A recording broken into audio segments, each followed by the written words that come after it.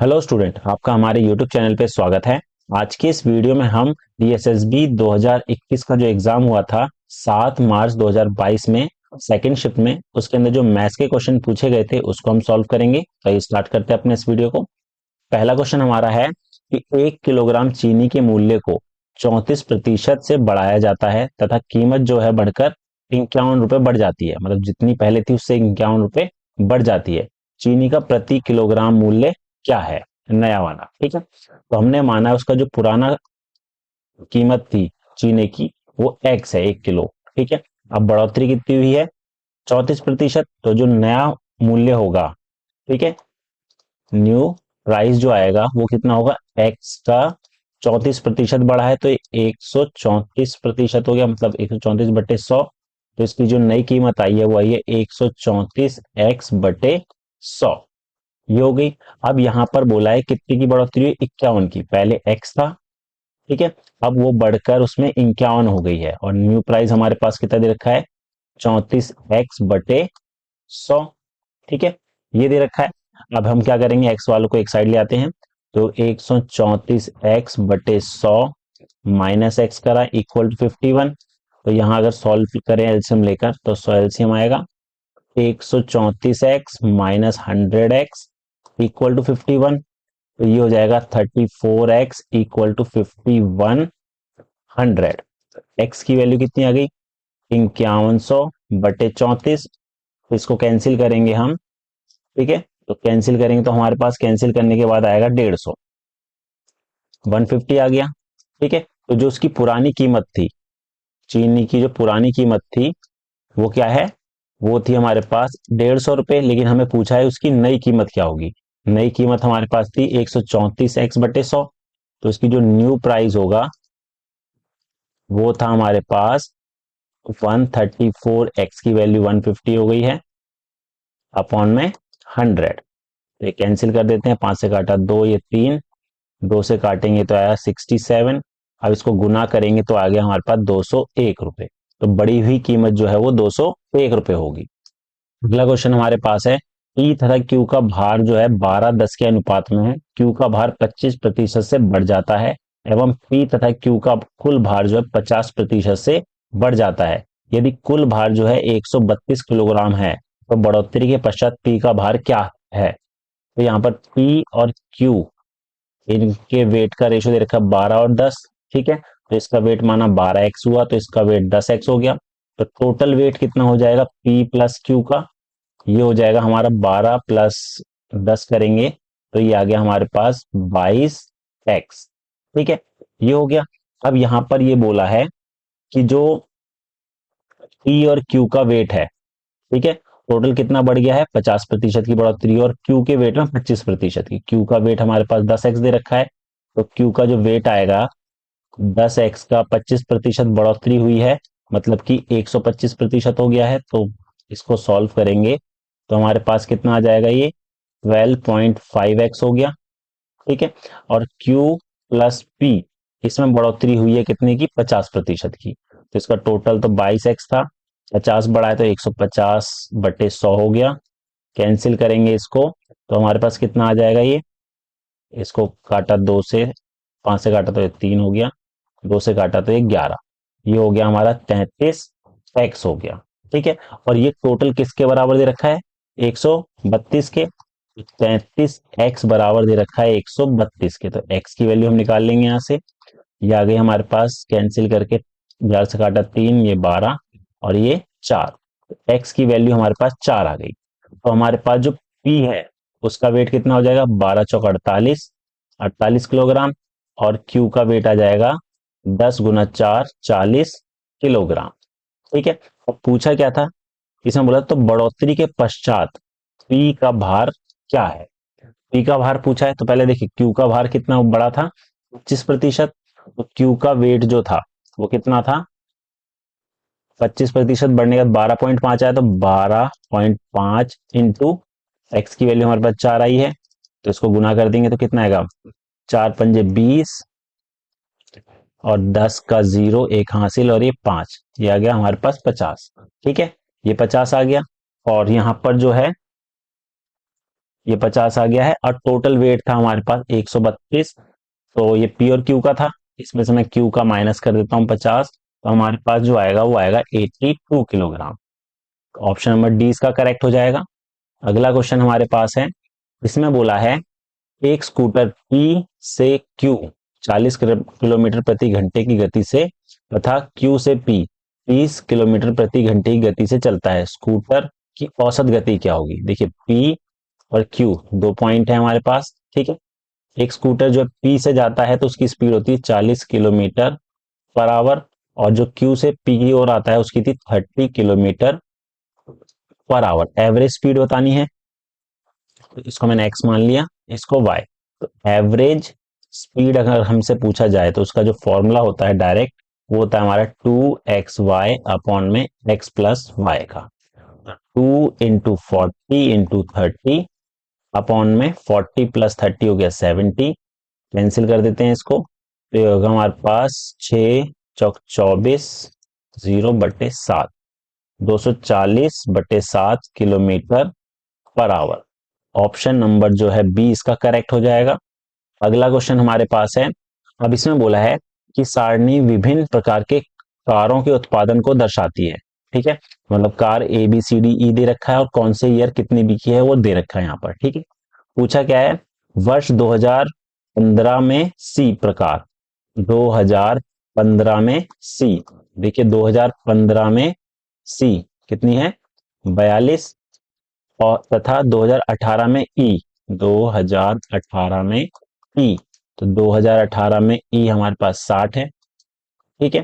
पूछा क्या है कि कारों का कुल उत्पादन, इसका कुल उत्पादन हो गया हमारा 102 हो गया। ऐसे ही आगे बढ़ा 2014 और 2017 की कारों के कुल उत्पादन में कितना प्रतिशत है, तो 2014 का निकालेंगे। 2014 में देखिए टोटल हमें करना पड़ेगा इसका, ठीक है। तो 2000 इसका टोटल करेंगे हम, तो हमारे पास कितना आ जाएगा, ये आएगा 210, आप टोटल कर सकते हैं। ऐसे ही 2017 का करेंगे, 2017 में हमें इन सब का टोटल करना है, ठीक है। तो ये आएगा हमारे पास 300, इसका टोटल, इसको टोटल करा तो हमारे 510 आ गया। अब ये पूछा है इसका जो 2015 सी और 2018 ई का टोटल आया था वो इसका कितना प्रतिशत है, तो 102 अपॉन में 510 इंटू 100, 0 कैंसिल, 51 से काटा ये 2, तो आएगा हमारा 20%, ठीक है। ऑप्शन नंबर ए इसका करेक्ट हो जाएगा। अगला है क्वेश्चन हमारे पास, इसमें बोला गया है कि एक नंबर है 97y3x, ये जो है डिवाइड हो रहा है किससे 90 से, तो हमें y माइनस एक्स का वैल्यू बतानी है क्या होगी। तो देखिए 90 से हो रहा है मतलब कि हमारा 9 से भी होना चाहिए और 10 से भी होना चाहिए। तो 10 की कंडीशन क्या होती है कि जो यूनिट प्लेस है वो 0 होना चाहिए, x की वैल्यू तो हमें पता लग गई क्या होनी चाहिए 0।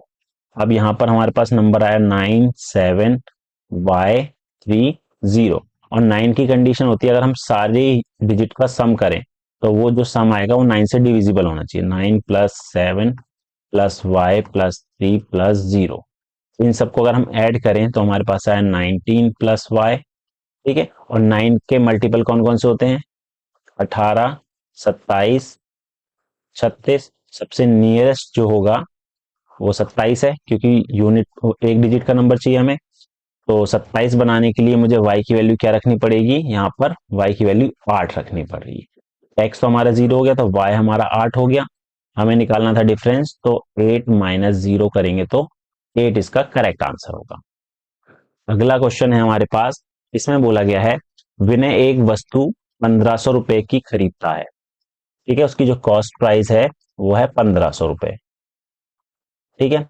वह यातायात पर 500 रुपए खर्च करता है, ठीक है, तो उसमें जो खर्च होगा वो भी इसमें ऐड होगा टोटल कॉस्ट प्राइस में, तो उसकी टोटल कॉस्ट प्राइस उसे पड़ी 2000 रुपए का, ठीक है। आगे बोला है इस वस्तु को बेचने पर उसे अब भी 500 रुपए का लाभ प्राप्त हुआ है, प्रॉफिट जो है उसे हुआ है 500 रुपए का, तो उसका सेलिंग प्राइस कितना है, सेलिंग प्राइस हो जाएगा हमारे पास 2000 और ये 500, ठीक है। पूछा क्या है लाभ प्रतिशत पूछा है, तो प्रॉफिट प्रॉफिट परसेंटेज निकालने के लिए प्रॉफिट को ऊपर लिखेंगे, बटे में कॉस्ट प्राइस इंटू 100 कर देंगे। प्रॉफिट तो 500 था, कॉस्ट प्राइस कितना पड़ा 2000, उसे इंटू 100 कर दिया, सॉल्व करा इसको तो आया हमारे पास 25%। 25% जो है उसको प्रॉफिट होगा। ऑप्शन नंबर सी इसका करेक्ट हो जाएगा। अगला क्वेश्चन हम देखते हैं। अब यहाँ पर यूनिट डिजिट पूछा है, तो यूनिट डिजिट निकालने की कंडीशन ये होती है कि सबसे पहले जो पावर दे रखी है उसको हम पहले 4 से डिवाइड कर लेते हैं।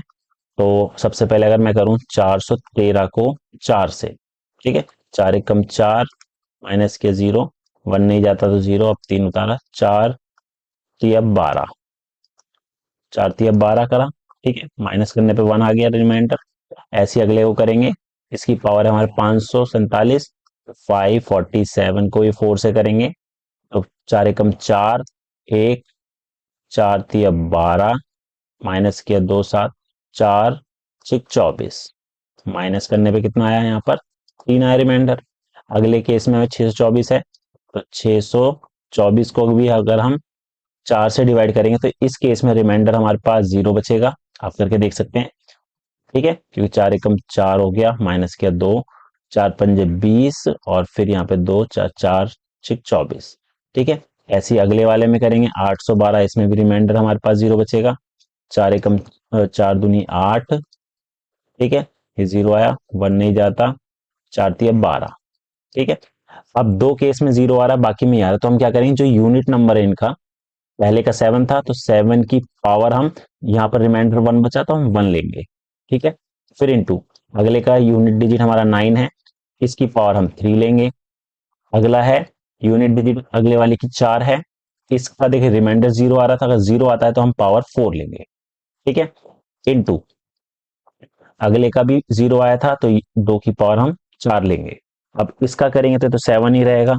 अब 9 को 3 बार मल्टीप्लाई करें, 9 इंटू 9 इंटू 9, तो इनका यूनिट डिजिट क्या है, देखो 9 में 81 होगा, 81 का यूनिट डिजिट 1 है, 1 को 9 से करा तो 9 आ जाएगा। ऐसे ही 4 को 4 टाइम मल्टीप्लाई करेंगे तो 4 इंटू 4 इंटू 4 इंटू 4, तो देखिए इसको करा तो 16, इसको करा 16, अब इनका यूनिट डिजिट 6 36, तो यहाँ पर 6 आ जाएगा। ऐसी 2 की पावर 4 है तो 2 इंटू 2 इंटू 2 इंटू 2, तो यह आया 4, और ये 4 4 चौक 16, इसका भी यूनिट डिजिट 6। अब इनको मल्टीप्लाई कर लेते हैं, तो देखिए 7 3 63 हो गया, ठीक है, और 6 6 36 हो गया। अब क्या करेंगे, सिर्फ यूनिट डिजिट ही आपको मल्टीप्लाई करना है, 3 6 18, तो यूनिट डिजिट हमारा 8 हो जाएगा। अगला है क्वेश्चन हमारे पास, इसमें बोला गया है दो पाइप P1 तथा P2 एक खाली टंकी को क्रमशः 6 घंटे तथा 8 घंटे में भरता है। P1 जो है हमारा कितने घंटे में भरता है, 6 घंटे में, ठीक है, तो 1 घंटे में कितना भरेगा 1/6, और P2 जो है कितना भरता है 8 घंटे में, तो 1 घंटे में 1/8 भरेगा, ठीक है। पाइप P3 इस संपूर्ण पूरी टंकी को खाली करने में 16 घंटे लगाती है। सबसे पहले दोनों पाइप P1 और P2 को खोला जाता है, तो P1 और P2 1 घंटे में कितना भरेंगे 1/6 और 1/8, एलसीएम लिया तो हमारा आ गया 24, यह हमारा 4 और ये 3, 7/24 हो गया, ठीक है। अब ये 1 घंटे का है, इसमें बोला है 3 घंटे तक चला है, ठीक है, 3 घंटे के बाद P3 जो है वो खोला गया है, तो 3 घंटे तक कितना हो जाएगा, 3 इंटू 7/24 करा तो कैंसिल करके 7/8, कितना टंकी में पानी उन्होंने भर दिया 3 घंटे में, तो रिमेनिंग कितना बचा, अभी रिमेनिंग अभी जो बचा है 1 में से माइनस करा 7/8, तो 1/8 बचा, ठीक है। इतना पानी अभी बचा है टंकी में भरना, ठीक है। अब बोला गया 3 घंटे बाद P3 को छोड़ दिया जाता है, तो अगर हम तीनों को अगर एक साथ छोड़ दें, खोल दें, तो कितना भरेगा 1/6 प्लस 1/8 माइनस 1/16, 1/16, ठीक है, क्योंकि इससे खाली हो रहा है।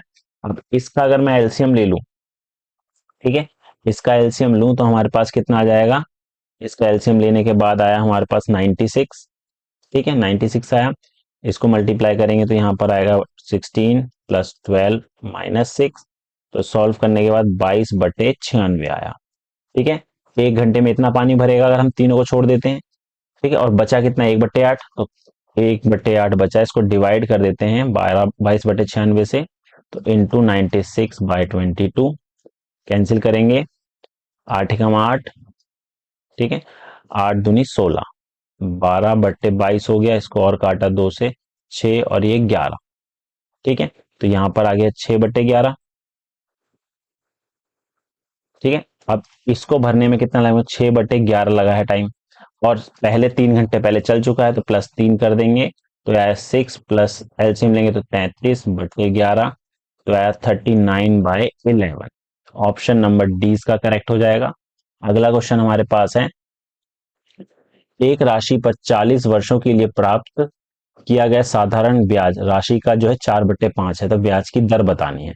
तो माना जो प्रिंसिपल है वो हमारा x है, तो सिंपल इंटरेस्ट जो हो जाएगा राशि का 4/5, तो x गुना 4/5, 4x/5 हो गया। टाइम हमें दे रखा है 40 वर्ष, रेट निकालना है, तो सिंपल इंटरेस्ट का फॉर्मूला लगाएंगे, p into R into T by 100।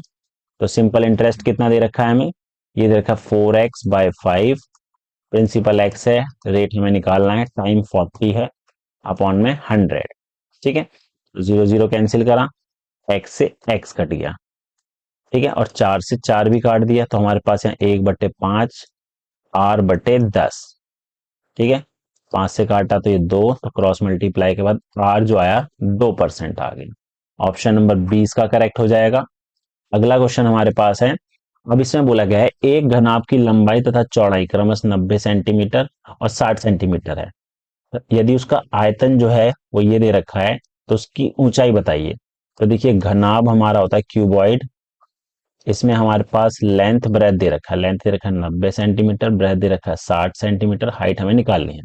तो वॉल्यूम का होता है L into B into H, जो दे रखा है 64800, तो लेंथ 90 हो गया, ब्रेथ 60, हाइट हमें निकालना है, ठीक है, तो हम क्या करेंगे, हाइट निकालने के लिए 64800 इसको डिवाइड कर देंगे 90 इंटू 60 से, ठीक है, तो 2 0 से 2 0 हमने काट दिए, 6 से काटेंगे, 6 कम 6, 6 अट्ठे 48, फिर 9 से काटा, 9 एकम 9, 9 दूनी 18, तो हाइट कितनी आ गई, 12 सेंटीमीटर। ऑप्शन नंबर ए इसका करेक्ट हो जाएगा। अगला क्वेश्चन हमारे पास है, इसमें बोला गया है नीचे दिए गए रेखा चित्र 7 विभिन्न माह में कारों के उत्पादन को दर्शाता है, ठीक है, तो मंथ 1 मंथ 2 से लेके मंथ 7 तक है। M4 महीने में कारों का उत्पादन, देखिए M4 में अगर हम देखें कारों का उत्पादन कितना है, यहाँ पर 24 है, ठीक है, 24 हो गया, और M2 महीने में, M2 में हमारे पास है 32। पूछा क्या है, M4 महीने में कारों का उत्पादन M2 महीनों में कारों के उत्पादन का कितने प्रतिशत है, ठीक है, तो 24/32 गुना 100, तो इसको कैंसिल करेंगे, 8 8 से करा 8 चौक 32, 8 तिया 24, 4 से करा ये 25, 25 तिया 75, कितने प्रतिशत हो गया, ये 75% हो गया, ठीक है। अगला क्वेश्चन देखते हैं हम। अगला क्वेश्चन हमारे पास है, इसमें बोला गया है एक कंटेनर में दो दो तरल पदार्थ है B1 तथा B2, उनका अनुपात जो है 5 और 7 है।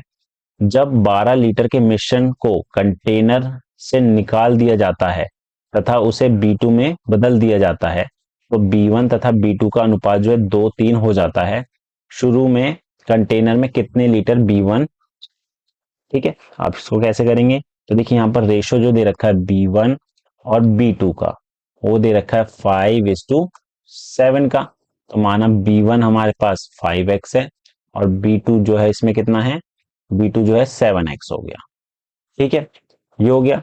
अब यहां पर जो बोला है कि टोटल 12 लीटर निकाला है, 12 लीटर निकाला है, तो इसमें B1 कितना होगा, 5 और 7 है, तो अगर रेशो निकालें तो B1 हमारा जो आएगा वो आएगा 5 लीटर और B2 जो आएगा वो आएगा 7 लीटर, इतना निकाल दिया है। तो देखिए स्टार्टिंग में जो हमारे पास था इसमें टोटल कितना था, B1 कितना था 5x था, 5x में से हमने 5 लीटर निकाल दिया है, ठीक है, और B2 में से, B2 में कितना था 7x था, तो 7x में से हमने 7 हटा दिया है, और आगे बोला है कि उसमें हमने जो ऐड कर दिया है वो B2 ऐड करा है, ठीक है, B2 ऐड करा है, 12 लीटर निकला तो 12 लीटर हमने इसमें ऐड कर दिया, और रेशो जो आएगा इस बार वो आएगा 2 और 3 का, तो इसको हम सिंप्लीफाई कर लेते हैं। तो 5x माइनस 5 अपॉन में 7x plus 5 equal to 2/3, cross multiply करेंगे तो आएगा हमारा कितना 15x माइनस 15, 14x प्लस 10। तो सिंप्लीफाई करा तो 15 में से 14 का x बराबर 25 आ गया। ठीक है, x 25 आ गया। अब पूछा क्या है, शुरुआत में कंटेनर में कितने लीटर B1 था। B1 5x था। ठीक है, 5x था तो 5 इंटू 25, B1 जो हो जाएगा 5 into 25 125 litre. Option number A इसका करेक्ट हो गया। क्वेश्चन नंबर 53 है, इसमें बोला गया तीन संख्याओं का अनुपात हमें ये दे रखा है। ठीक है, माना पहली संख्या 3x है, दूसरी 5x है, तीसरी 7x है। उनके वर्गों का योग 3x का स्क्वायर प्लस 5x का स्क्वायर और 7x का स्क्वायर ये दे रखा है 1328। तो ये हो जाएगा 9x square, 25x square, 49x square equal to 1328। इन सबको अगर हम ऐड कर दें तो हमारे पास कितना आएगा 83 x square equal to 1328। X square आ जाएगा हमारा 1328/83। इसको अगर हम डिवाइड करेंगे तो हमारे पास 16 बचेगा। एक्स स्क्वायर हमारा 16 है तो एक्स की वैल्यू कितनी हो गई 4 हो गई। तीनों संख्याओं में सबसे बड़ी संख्या कौन सी, बड़ी संख्या 7x थी तो 7 इंटू 4 करा 7 चौक 28 इसका सॉल्यूशन हो जाएगा।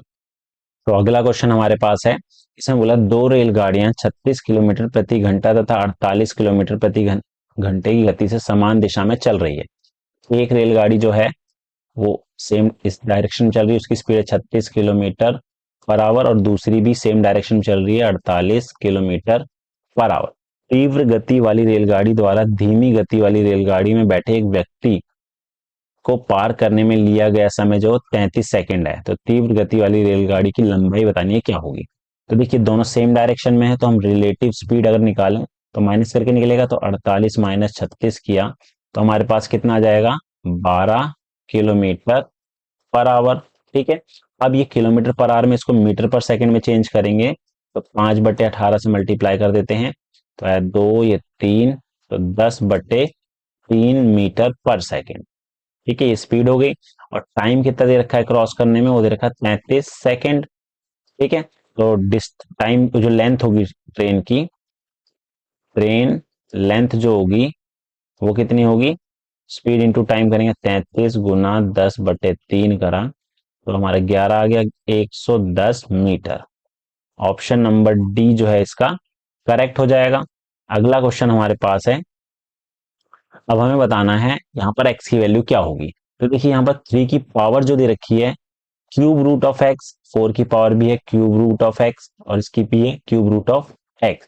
तो यहाँ पर x की वैल्यू जो होगी वो परफेक्ट क्यूब रूट होगी। ठीक है, तो देखिए क्यूब रूट की 2 किसी का क्यूब रूट नहीं होता, 4 भी नहीं होता, तो ये तो ऑप्शन में है तो ये आंसर हो ही नहीं सकते। 1 भी होता है, 3 8 भी होता है। अगर मैं यहाँ एक वैल्यू रखूं, ठीक है, तो यहाँ पर 1 का क्यूब रूट एक रखा तो 1 आएगा, इस यहाँ पर 2 रखा, यहाँ पर भी 1 रखा तो 1 आएगा और ये यहाँ पर भी 1 रखा तो 1। तो ये देखिए 7 इक्वल टू 5 तो होता नहीं है, तो 1 तो हो ही नहीं सकता, तो हमें क्या करना है 8 रखना पड़ेगा। 8 का क्यूब रूट जो होता है वो होता है 2। ठीक है, तो हम 3 का स्क्वायर लिख सकते हैं, 4 का स्क्वायर और यहाँ पर 5 का स्क्वायर, 2 3 का स्क्वायर 9 16 और ये 25, तो यहाँ भी 25 आ रहा है, यहाँ भी 25 आ रहा है, तो ऑप्शन नंबर ए इसका करेक्ट हो जाएगा। अगला क्वेश्चन देखते हैं। अगला क्वेश्चन हमारे पास है, इसमें बोला गया है नीचे दिए गए बार चार्ट लगातार 7 वर्ष y1 से लेकर y7 तक का राजस्व में खर्च का अनुपात दिया गया है। ठीक है, किस साल लाभ प्रतिशत अधिकतम था। तो देखिए खर्च जो जिस साल सबसे कम खर्च होगा उसी साल सबसे ज्यादा प्रॉफिट होगा, तो सबसे कम खर्च जो हुआ है 0.7 वो हुआ है y5 में। ठीक है, बाकी में से ज्यादा है तो हमारा आंसर हो जाएगा y5 इसका करेक्ट आंसर होगा। अगला क्वेश्चन देख लेते हैं।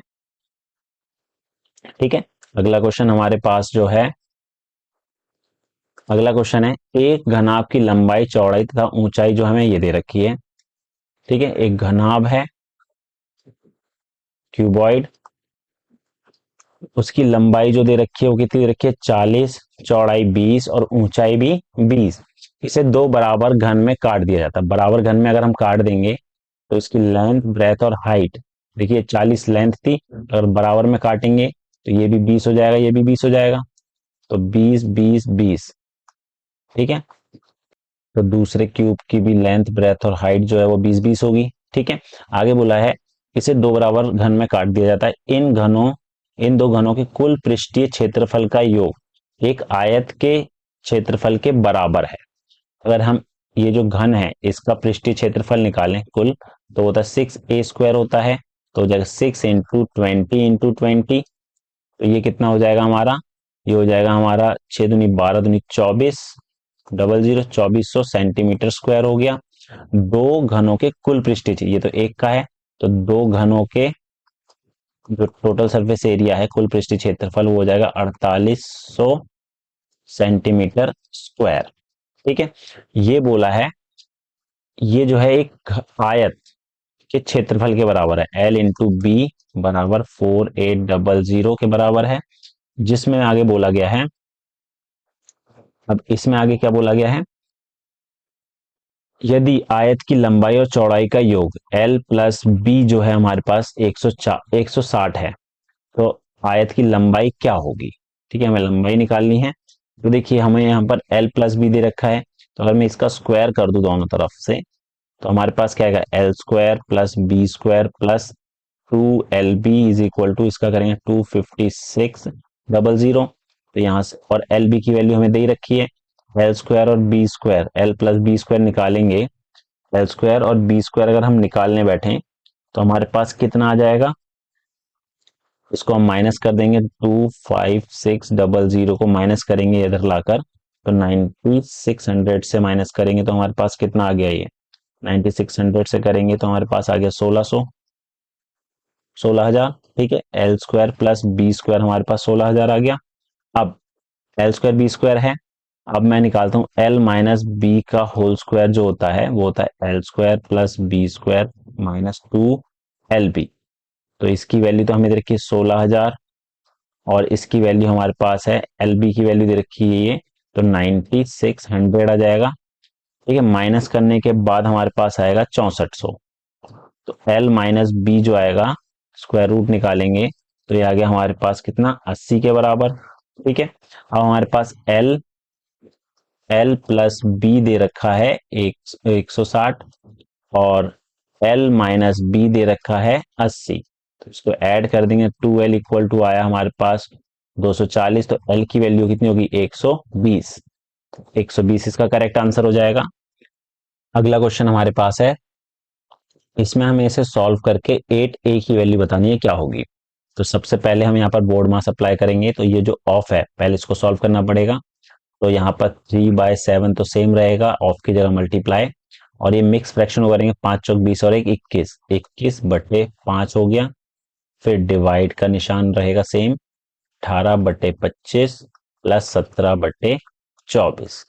ठीक है, ये दे रखा है, और उसके बाद ऑफ से यहाँ मल्टीप्लाई लग जाएगा, और ये 289 अपॉन में 16, फिर डिवाइड रखा। इसको सॉल्व करेंगे अंदर वाले को एलसीएम लेके, तो ये आएगा हमारा 12 9 और ये 8, इसका स्क्वायर। ठीक है, तो इसे और सॉल्व करेंगे तो सबसे पहले अब डिवाइड करना पड़ेगा, तो ये सेम रहा, 3/7 इंटू 21/5 इंटू इंटू करेंगे तो ये फ्रैक्शन उल्टा हो जाएगा, 25 ऊपर 18 नीचे प्लस 17/24 हो गया, और इंटू यहाँ पर भी करेंगे 289 अपॉन में 16, इसको करेंगे इंटू, तो ये उल्टा 12 ऊपर पहुंच गया तो 144 हो गया स्क्वायर, और ये हो जाएगा 17, तो ये कितना हो, 17 का स्क्वायर करेंगे तो ये आएगा हमारा 289।